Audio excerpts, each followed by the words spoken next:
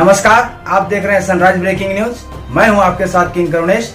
आइए 10 खबरें जानते हैं झारखंड की फटाफट के अंदाज में। झारखंड सरकार के भीतर एक बार फिर 12 का कांटा फंस गया है। दरअसल झारखंड की कैबिनेट में कुल 12 मंत्री होने चाहिए, लेकिन पिछली सरकार की तरह इस सरकार में भी 12वां बर्थ खाली चल रहा है। ज्ञात हो कि बीते मंगलवार को मुख्यमंत्री हेमंत सोरेन और वित्त मंत्री व प्रदेश कांग्रेस के अध्यक्ष रामेश्वर उरांव दिल्ली पहुंचे तो 12वें मंत्री का मसला एक बार फिर ठंडे बस्ते से बाहर निकला, जिस पर गठबंधन सरकार की सहयोगी कांग्रेस पार्टी ने 12वें मंत्री के पद पर अपना दावा जताया। तो वहीं झामुमो की ओर से यह तत्काल जवाब आया कि सरकार में 12वां मंत्री जब भी होगा उनकी पार्टी का ही होगा। फिलहाल हेमंत सोरेन की कैबिनेट में 11 मंत्री हैं। इसमें 6 जेएमएम से, 4 कांग्रेस के और 1 राजद के हैं। 12वें मंत्री के खाली बर्थ के बारे में कांग्रेस का कहना है कि सरकार बनाने वक्त जो गठबंधन को लेकर जो आपसी समझौता हुआ था, उसके अनुसार खाली मंत्री पद पर उसका दावा बनता है। उधर झामुमो के प्रवक्ता सुप्रीमो भट्टाचार्य ने 2 टूक में कहा है कि राज्य में 12वां मंत्री जब भी होगा झामुमो का होगा। यह मुख्यमंत्री जी का विशेष अधिकार है कि वे किसे मंत्री बनाते हैं।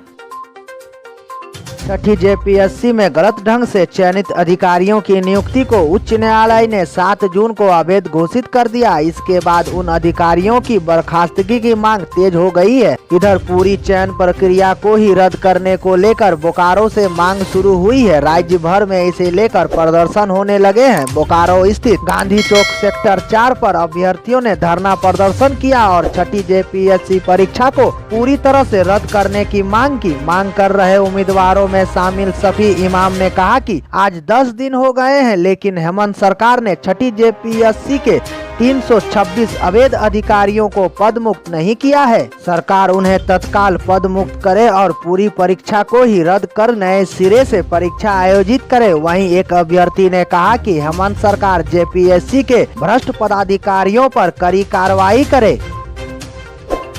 विनोबा भावे विश्वविद्यालय के कुलपति ने विद्यार्थियों को नायाब तोहफा देने की पहल की है। अगर ऐसा होता है तो विनोबा भावे ऐसा करने वाला झारखंड का पहला विश्वविद्यालय होगा। ज्ञात हो कि कुलपति डॉक्टर मुकुल नारायण देव की इस पहल से विद्यार्थी अपनी डिग्री, प्रोविजनल प्रमाण पत्र, डुप्लीकेट अंक पत्र एवं माइग्रेशन अब ऑनलाइन विधि से ही निकाल सकेंगे। वह सभी दस्तावेज जिसकी आवश्यकता विद्यार्थियों को होगी, उन्हें विश्वविद्यालय के पोर्टल पर पंजीकरण करना होगा और पंजीकरण होने के बाद संबंधित व्यक्ति के मोबाइल पर मैसेज आएगा तथा ओटीपी प्राप्त होते ही प्रक्रिया पूरी हो जाएगी। बता दें कि पोर्टल पर अलग अलग पैनल उपलब्ध रहेगा और अपनी जरूरत के अनुसार पैनल पर क्लिक करके डिग्री अथवा अन्य कागजात निकाल सकेंगे। पंजीकरण के बाद लॉगिन करना होगा और जिस दस्तावेज के लिए आवेदन करेंगे वह पोर्टल खुल जाएगा। पोर्टल पर मांगी गई सभी जानकारियां अपलोड करनी होगी, जिसके बाद शुल्क जमा करके आवेदन फॉर्म की कॉपी ली जा सकेगी। इनके द्वारा वांछित दस्तावेज की सॉफ्ट कॉपी यथाशीघ्र आवेदक को भेज दी जाएगी, जबकि मूल प्रति स्पीड पोस्ट से भेजी जाएगी। इसकी ट्रैकिंग आईडी से आवेदक प्रमाण पत्र की स्थिति की जानकारी भी ले सकेंगे। इस तरह इस प्रावधान को लागू करने वाला झारखंड का यह पहला विश्वविद्यालय बन जाएगा। झारखंड मंत्रिमंडल के फेरबदल की अटकलों के बीच सांसद निशिकांत दुबे ने राज्य सरकार पर चुटकी ली है। कहा है कि मुख्यमंत्री हेमंत सोरेन अब कांग्रेस से उब चुके हैं। वे नए पार्टनर के साथ सरकार बनाने का जुगाड़ ढूंढ रहे हैं। यही वजह है कि वे दिल्ली में जमे हुए हैं। इसको लेकर सांसद निशिकांत दुबे ने ट्वीट भी किया है। ट्वीट में कहा है कि हेमंत सोरेन जी अब अपने साथी दल कांग्रेस से परेशान है। दिल्ली दर्शन उनका नए पार्टनर के साथ सरकार बनाने का जुगाड़ तो नहीं है। ज्ञात हो कि सांसद निशिकांत दुबे सोशल मीडिया पर काफी सक्रिय रहते हैं। झारखंड से जुड़े मुद्दों पर अपनी बातें रखते रहते हैं। कुछ बातें जो वे कहते हैं उसका अर्थ कुछ और ही होता है। इधर प्रदेश कांग्रेस अध्यक्ष डॉक्टर रामेश्वर उरांव पिछले 2 दिनों से दिल्ली में जमे हुए हैं। अब इन बातों का मसला जो भी हो, लेकिन यहाँ राजनीतिक गलियारों में काफी हलचल मची हुई है। हालांकि पार्टी सूत्रों के मुताबिक डॉक्टर रामेश्वर उरांव इलाज कराने दिल्ली गए हुए हैं, तो वहीं पिछले 2 दिनों से मुख्यमंत्री हेमंत सोरेन भी दिल्ली में जमे हुए हैं। सूत्रों के मुताबिक वे प्रधानमंत्री नरेंद्र मोदी से मिलने गए हैं।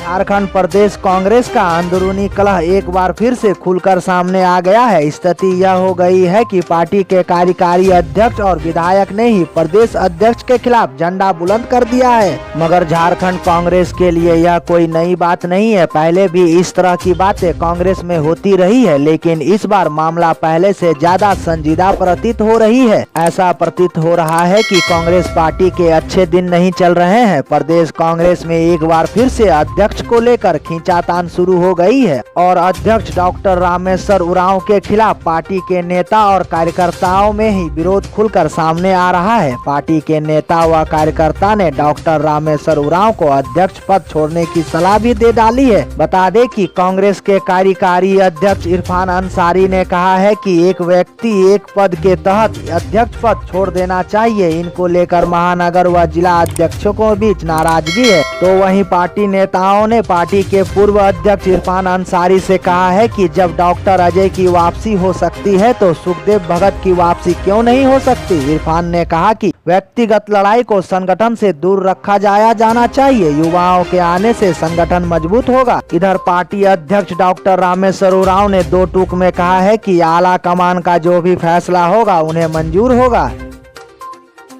पश्चिम बंगाल की राजधानी कोलकाता से सेल के कच्चे माल के डिवीजन मुख्यालय को बंद करने और उसे राउरकेला या झारखंड के बोकारो में शिफ्ट करने के फैसले का विरोध बढ़ता जा रहा है। इसको लेकर बंगाल राज्य के वित्त मंत्री अमित मित्रा ने केंद्रीय पेट्रोलियम मंत्री धर्मेंद्र प्रधान को चिट्ठी भी लिखी है। इस खास चिट्ठी में अमित मित्रा ने सेल बोर्ड को फैसले पर दोबारा विचार करने का निर्देश देने का अनुरोध भी किया है। बता दें कि अमित मित्रा ने केंद्रीय पेट्रोलियम मंत्री को लिखे पत्र में जिक्र किया है कि आरएमडी यूनिट बंद करने के फैसले से बंगाल के दुर्गापुर और बरनपुर यूनिट को कच्चे माल की आपूर्ति का कोई स्रोत नहीं बचेगा। कोलकाता सेल आरएमडी के कर्मचारी कोरोना संकट के समय बेहद बुरे दौर से गुजर रहे हैं। इसे बंद करने का फैसला लिया गया तो बंगाल में स्थित दुर्गापुर और बरनपुर इस्पात संयंत्रों का काम हद तक बाधित होगा। दूसरी तरफ तृणमूल नेता सुखेंदु शेखर राय का कहना है कि आरएमडी की स्थापना बंगाल में स्थित देश के प्रमुख इस्पात संयंत्रों का सही तरीके से मैनेजमेंट करने के लिए किया गया था, मगर अब इसे बंद करके उड़ीसा या झारखंड में ले जाना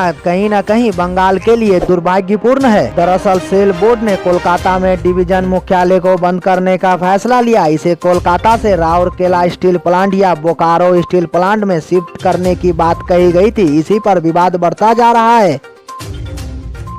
बिहार और झारखंड को जोड़ने वाली सोन नदी पर पंडुका पुल बनने का रास्ता अब साफ हो गया है। इसके लिए केंद्रीय सड़क परिवहन एवं राजमार्ग मंत्रालय द्वारा स्वीकृति मिलते ही टेंडर प्रक्रिया शुरू कर दी जाएगी। आपको बता दें कि 215 किलोमीटर लंबे इस सड़क पुल को बनाने में कुल लगभग 205 करोड़ की लागत आने वाली है। इस पुल को रोहतास जिले के पंडुका से झारखंड के पलामू तक जोड़ा जाएगा। पुल के बन जाने से बिहार तथा झारखंड की दूरी काफी कम हो जाएगी। तो वहीं ये सोन नदी पर बनने वाला बिहार का यह छठा पुल होगा। इससे पहले कोइलवर में 2, अरवल शहर में 1, नासरीगंज में 1 तथा एनएच पर 1 पुल पहले से मौजूद है। बिहार के रोहतास जिला के पंडुका गांव तथा झारखंड के पलामू जिला के कांडी प्रखंड के श्रीनगर गांव को यह पुल जोड़ेगा। इस संबंध में सासाराम के भाजपा सांसद ने कहा कि इस पुल के निर्माण हो जाने से बिहार का झारखंड तथा छत्तीसगढ़ से कनेक्टिविटी और मजबूत होगी। साथ ही यह इलाका बिजनेस कॉरिडोर के रूप में डेवलप होगा। धनबाद रेलवे स्टेशन के दक्षिणी छोर को आम जनता के लिए सुविधाजनक बनाने के उद्देश्य से धनबाद रेल मंडल ने बैंक मोड़ से पुराना बाजार होते हुए स्टेशन परिसर में पहुंचने के लिए सड़क का निर्माण कराया, जिसमें लोगों की सुविधा के लिए अंडरपास सड़क का भी निर्माण चल रहा है। लेकिन इन सब के बावजूद बैंक मोड़ से दक्षिणी छोर रेलवे स्टेशन को जोड़ने वाली सड़क इन दिनों बारिश के मौसम में तालाब बन गई है। स्थानीय लोगों का कहना है कि सड़क तो बन गया है, लेकिन साफ सफाई के अभाव में आसपास की नालियां जाम रहती है। थोड़ी सी बारिश होने के बाद ही सड़क जल जमाव हो जाता है। सड़क के तालाब में तब्दील हो जाने से लोगों को काफी परेशानियों का सामना करना पड़ रहा है। ऐसे में सवाल है कि रेल प्रशासन इस ओर ध्यान क्यों नहीं दे रहा। रेल प्रबंधन को अविलंब मामले में संज्ञान लेते हुए नवनिर्मित सड़क के दोनों तरफ कचरे और नालियों को नियमित तौर पर साफ कराने की जरूरत है। वहीं दूसरी तरफ नगर निगम का भी हाल वही है। नाली की साफ सफाई सफाई के लिए नगर निगम के पास सारे संसाधन है, करोड़ों रुपए साफ सफाई पर खर्च किए जाते हैं, लेकिन फिर भी बारिश के मौसम में नाली का पानी लोगों के घरों और दुकानों में घुस जाता है।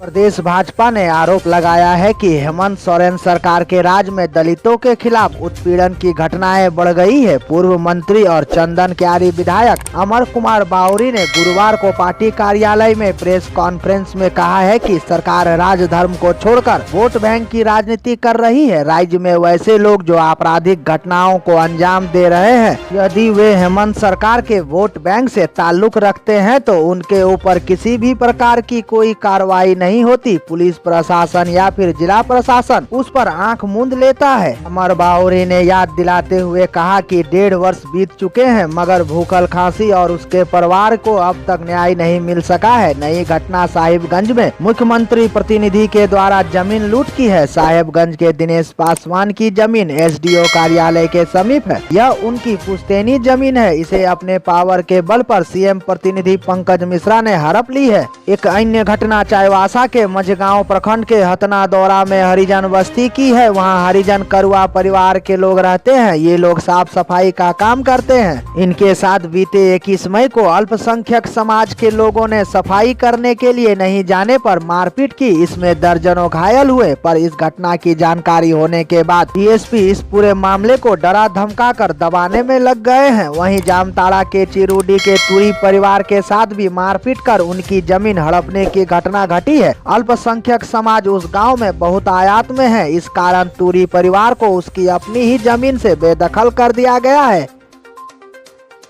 जमशेदपुर पूर्वी के विधायक सरयू राय न्यू केबल टाउन आकर केबल कंपनी के आंदोलनकर्ता भगवती प्रसाद से मुलाकात की। उनसे मिलकर उन्होंने कंपनी के कर्मचारियों की समस्याओं को जाना। साथ ही कर्मचारियों की समस्याओं को सरकार के सामने रखने का आश्वासन दिया। कंपनी के सभी कर्मचारियों ने विधायक के समक्ष यह कहा कि हमें टाटा कंपनी पर केबल कंपनी संबंधित किसी भी कार्य पर विश्वास नहीं है। अतः कर्मचारियों की इस बात पर विधायक सरयू राय ने कहा कि आपके इस पक्ष को भी कल हम सरकार के समक्ष रखेंगे। विधायक ने बताया कि झारखंड सरकार के चीफ सेक्रेटरी के साथ बैठक कर वे कंपनी के समस्याओं के साथ कर्मचारियों का पक्ष भी रखेंगे। इस पर कर्मचारियों ने भी विधायक सरयू राय को आभार व्यक्त किया। वहीं विधायक ने कहा कि जल्द ही आपकी समस्याओं का समाधान किया जाएगा।